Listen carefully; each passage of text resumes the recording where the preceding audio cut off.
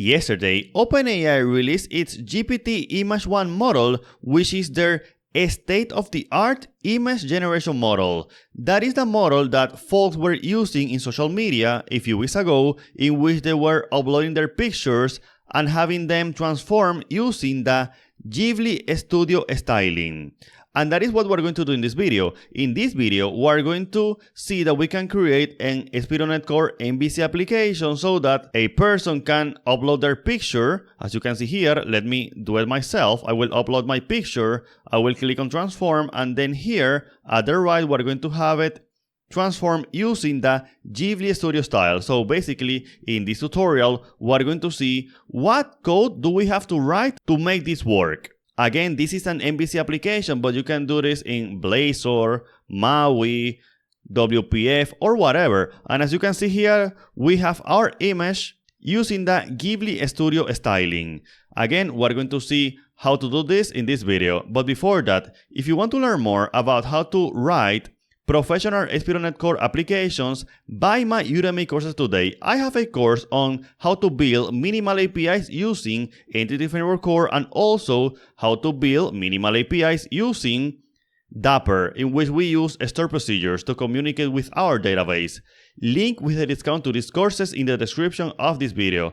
Alright, so back to the tutorial. So let's see the code that actually make this works. Let's come to Visual Studio. As you can see here, we have this home controller, and at the time of recording this video, even though OpenAI has a Nugget library, that library still can't work with this new model. Therefore, we have to use the HTTP client to communicate with the OpenAI API. So let's see that we are here injecting the HTTP client. We have an iConfiguration instance because I want to get from a configuration provider the OpenAI key. And as you can see here, I am configuring using the authorization header. And then let's come here. Here, as you can see, we have this post.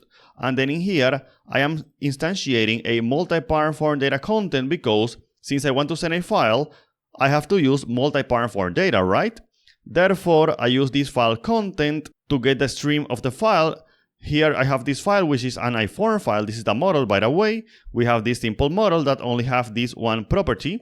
And then in here, I am adding that file content, and the name of the field is image array, which means that indeed we can send several files. Let me know in the comments if you want an example about that. But in our case, we're just going to name this image PNG, and then we're going to say form add string content GPT image1, which is the name of the model, and then we write the prompt. In our case, this is a fixed prompt, but we could have different prompts for different stylings. For example, maybe the Simpsons style or Dragon Ball styles. But in our case, we're just going to make a simple example. Restyle this image using Ghibli Studio style, keep all the details. And then we have for add string content prompt, the prompt, of course. And then we have this endpoint, which is the one that we can use to edit an image. Remember that we're not generating a new image, but we're editing an existing image. So then we say response, HTTP client, post async URL, and the form, which has all of this data. And then we make sure the response was successful.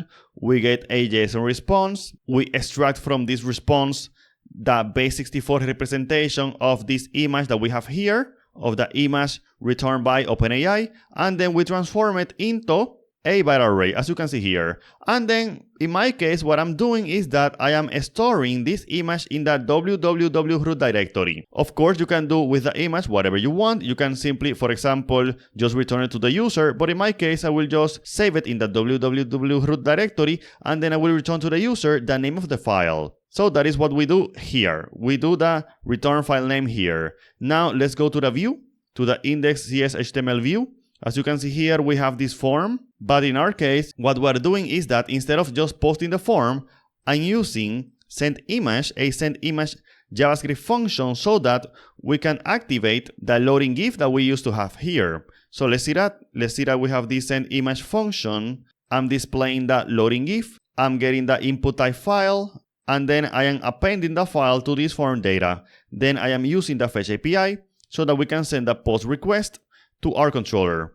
And then we get back a response, the file name, I build the file URL, and then I will get this image tag that we have here. We have this image tag, and then I'm simply setting the source property to this file URL value that we have here. And that's actually it. With this, we have this functionality that we have here. Now, something that I have to tell you is that before I was able to use this model from my application, I had to verify my account. If I come here, let's come here, you are going to see that now my account is verified. This is a verified organization. And in order to do that, I have to provide a government-issued document to OpenAI so that they can verify my identity. This is because this model that we have here is very powerful and can be used for committing crimes and things like that. And therefore, you have to verify yourself before you can use this model. Thank you.